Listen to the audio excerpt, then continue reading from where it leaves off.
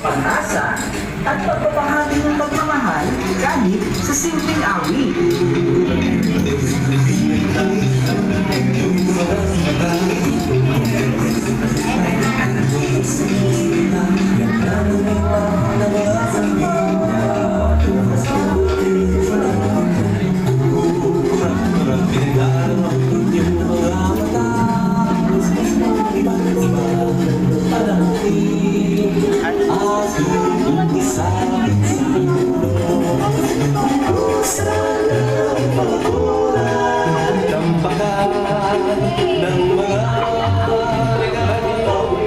Sa bawat kanto at pamilihan ng Quezon City tuwing Pasko, hindi mawawala ang bango ng litsunan at piningkahan.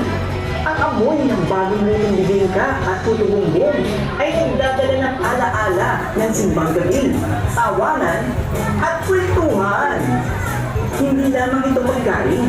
Ito ay simbolo ng kasaganahan, pagkakaisa at tradisyon ng mga taga-QC.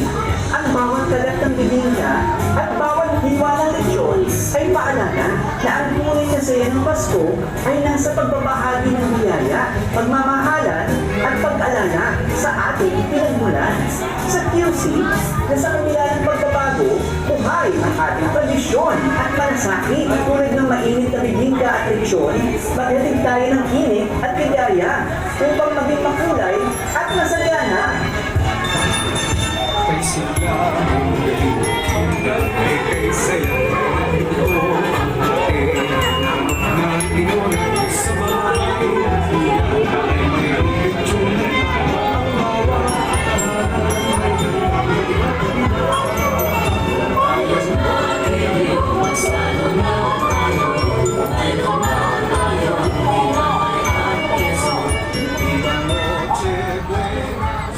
Isa sa pinakamasayang larong Pinoy sa Quezon City, ang pukpuk palayo tuwing Pasko ay mas lalo pagpakulay.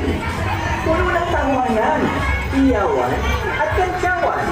Habang ang nakapili na kalahok ay hinahanap at hinahampas ang palayo ng sorpresang candy, laruan at pamaskong goodies.